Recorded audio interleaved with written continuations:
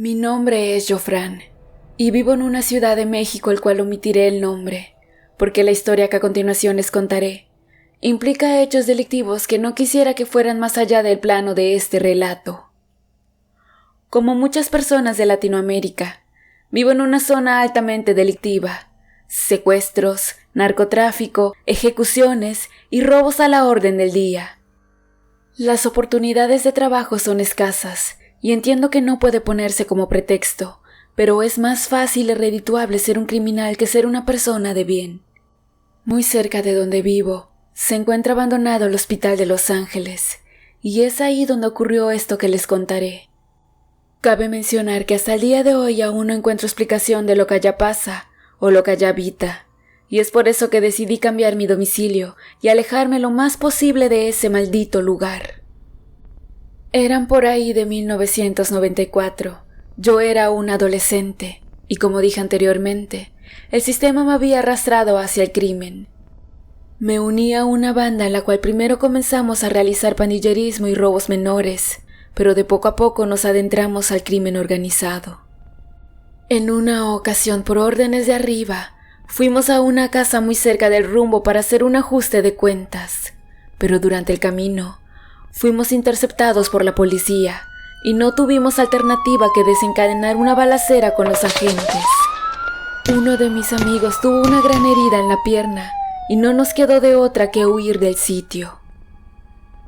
En medio de la persecución buscamos la forma de cómo escabullirnos de los policías y logramos llegar hasta un hospital, el ya mencionado Hospital Los Ángeles.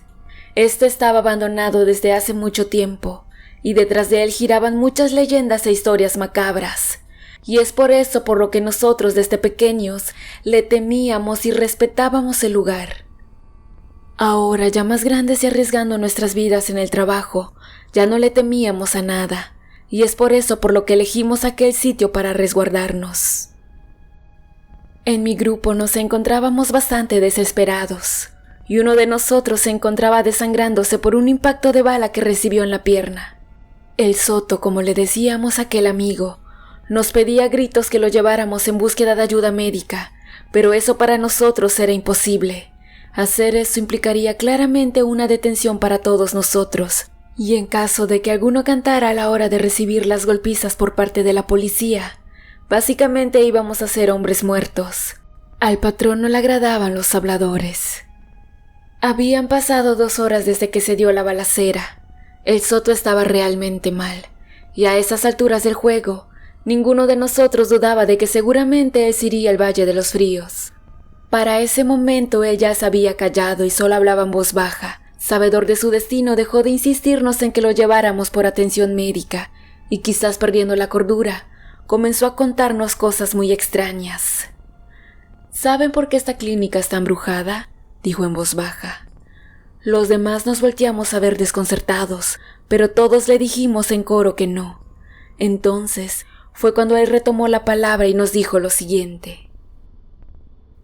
Les quiero contar algo que quizás ustedes no sabían, y no quiero morir con el secreto guardado. No quiero irme al infierno, yo quiero irme al cielo. Sé que mi madre está en el infierno, seguramente está esperando por mí.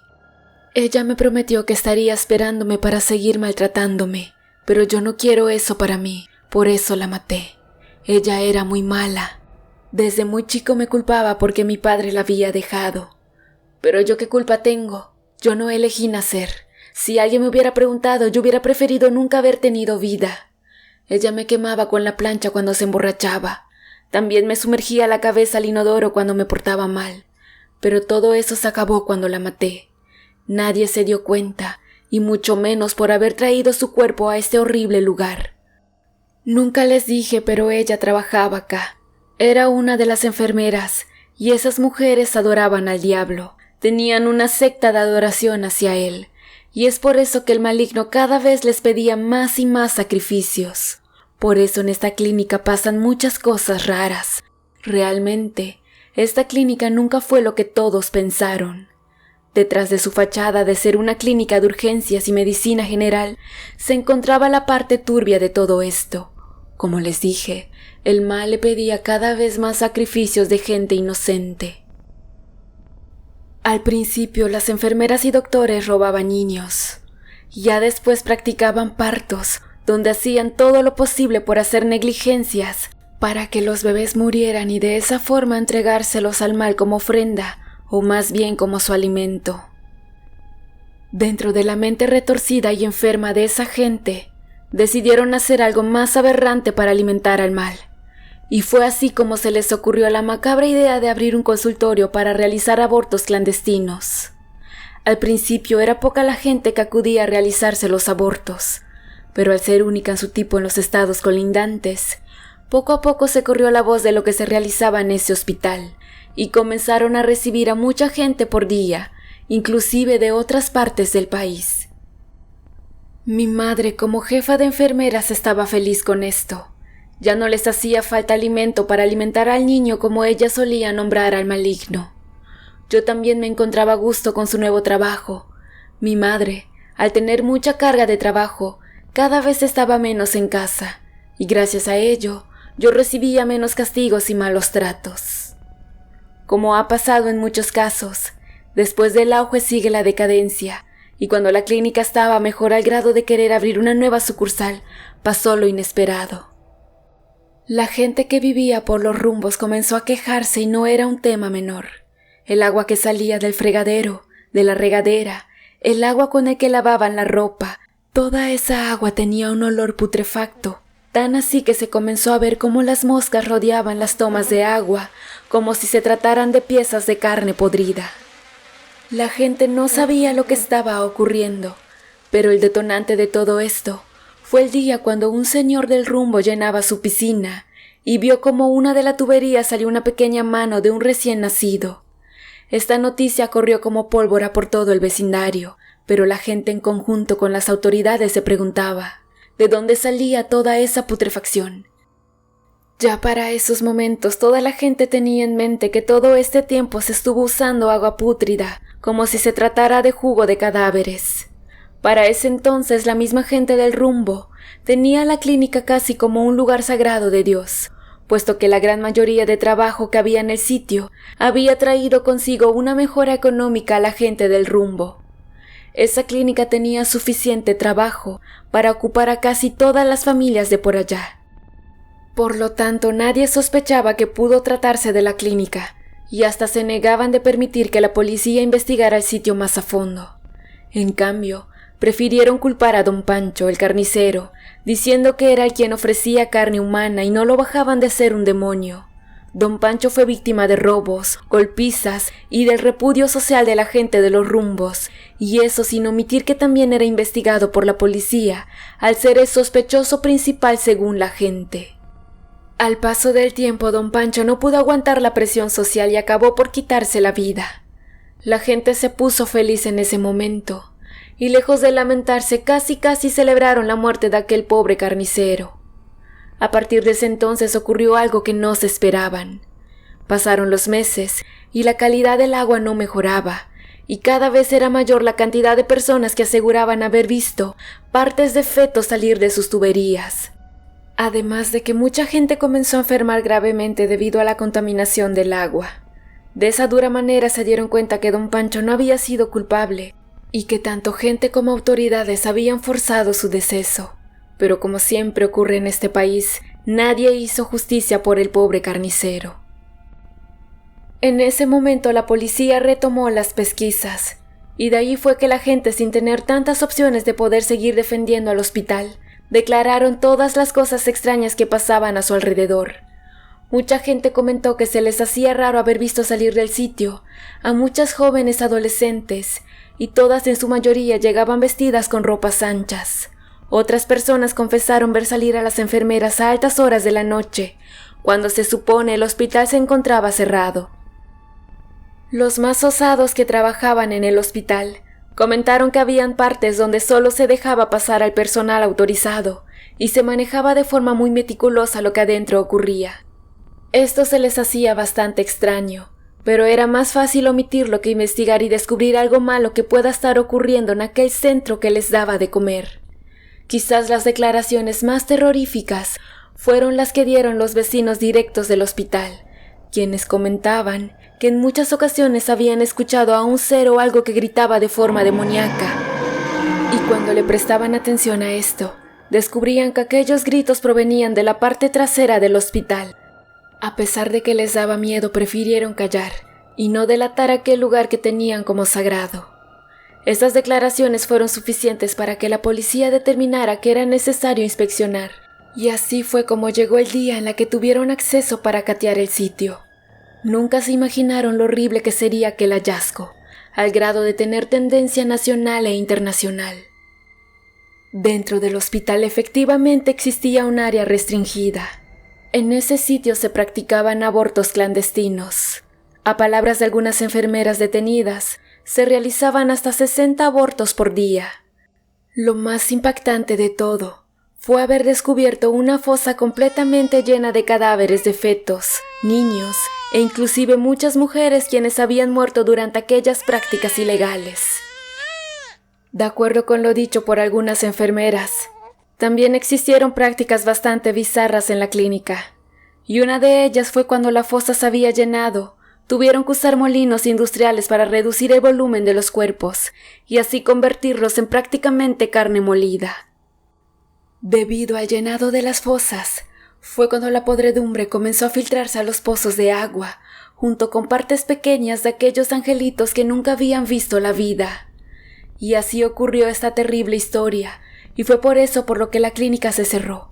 Pero lo que nunca pudieron determinar era a qué se debía aquellos lamentos demoníacos que provenían del patio. A pesar de la magnitud del caso, no hubo ningún detenido y todo lo antes ocurrido quedó impune. Por obvias razones, el hospital ya no volvió a funcionar y quedó en el olvido. Al ocurrir esto, mi madre lloraba cada día más. Para mí esto fue vivir un infierno en vida, ya que mi madre se desquitaba conmigo. Muchas veces durante sus llantos la había escuchado decir que su mayor preocupación ahora era la comida del niño, quien no era más que el maligno. Al principio utilizó todos sus ahorros para comprar carne para el niño, aunque el niño prefería comer carne de inocentes. La carne en general lograba manatear su hambre, y así fue hasta que mi madre se quedó sin dinero y sentía una gran presión por alimentarlo. Un día yo tenía como 10 años. Era de madrugada y estaba durmiendo en mi habitación, cuando la puerta comenzó a abrirse con cautela. Esto pudo ser catastrófico a no ser porque la cerradura de mi puerta estaba oxidada y el chillido de esta me había despertado. Sin embargo, yo fingí estar dormido, y fue cuando miré a mi madre acercarse a mí, y de allá comenzó a realizar unos rezos en un dialecto completamente desconocido. Yo estaba asustado, pero tenía miedo de preguntarle qué ocurría y me castigara por ello. Pero ya no pude seguir fingiendo cuando miré que de repente se levantó y de sus ropas sacó un gran cuchillo. Lo levantó y tenía la disposición de clavármelo. Nunca olvidaré aquellos ojos demoníacos con los que me miraba. Definitivamente yo no le importaba ni un poco. Para ese entonces ya me encontraba en malos pasos y yo andaba armado. Después de ver que mi madre me quería asesinar es cuando pensé, o es ella o soy yo, y rápidamente tomé la pistola que tenía bajo mi almohada y le reventé 4 balazos a quemarropa, unos segundos antes que ella me hundiera su cuchillo. Al hacer eso no sentí remordimiento alguno, y por primera vez en mi vida me sentía libre, además de que todo el odio que me invadía se volteó hacia ella. Sus últimas palabras antes de dar su último respiro fueron: «Contigo alimentaré al niño». Yo comprendí en ese momento lo que pensaba hacer. Quería asesinarme para alimentar al maligno, y como buen hijo que siempre fui, decidí cumplirle su última voluntad, y fue así como después de asesinarla, la corté en pedazos y la traje a esta clínica esa misma madrugada. Al poco tiempo regresé por curiosidad que por otra cosa, y me llamó la atención de que aquel cuerpo ya no quedaba nada. Después de contarnos todo aquello, varios de nosotros derramamos unas lágrimas por todo lo que había pasado a nuestro amigo, y al poco tiempo él comenzó a convulsionar. Conscientes de que se moría, intentamos hacer algo más por él, y cuando lo vimos muriendo corrimos hacia los consultorios en búsqueda de algo que nos pudiera servir para detener la hemorragia, pero fue en vano. Aquellos consultorios estaban completamente vacíos, y lo único que resaltaba de ellos eran figuras demoníacas que adornaban sus paredes, todas pintadas en rojo, de una pintura que al parecer se trataba de sangre. Repentinamente escuchamos unos gritos de dolor provenir del sitio donde Soto se encontraba, pero cuando llegamos, solo vimos una estela de sangre por todo el piso. Lo que habita en el hospital se lo había llevado. Nosotros no pensamos quedarnos con los brazos cruzados y desenfundamos nuestras armas para después seguir el rastro de sangre. De forma muy cautelosa caminamos hacia donde se encontraba el rastro, y fue así como llegamos a un pequeño cubículo. Hasta allá las luces ya no llegaban, pero sí escuchaba a mi amigo emitir con trabajo unos ligeros quejidos. Acompañados de eso se escuchaba el sonido grotesco de algo que masticaba, como si se tratara de un animal.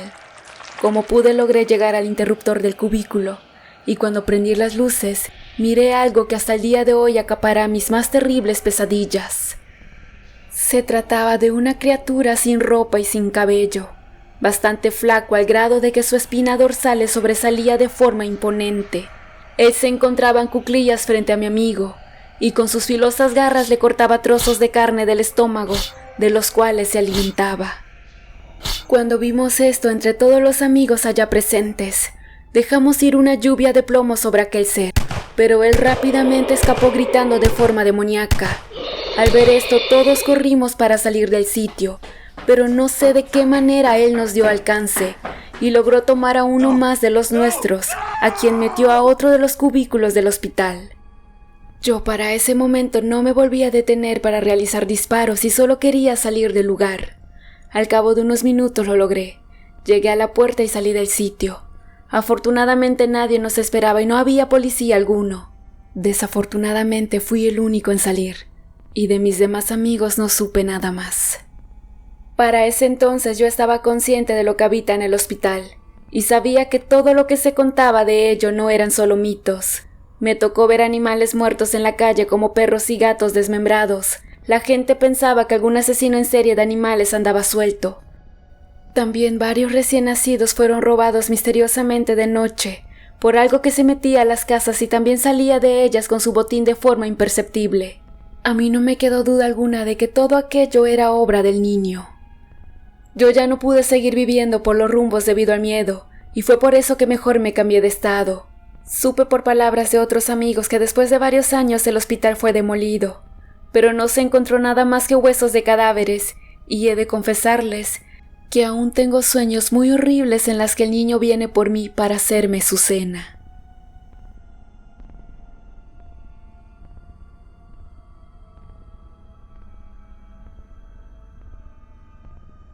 Hola amantes del terror, espero que estén teniendo un excelente y muy bonito inicio de semana.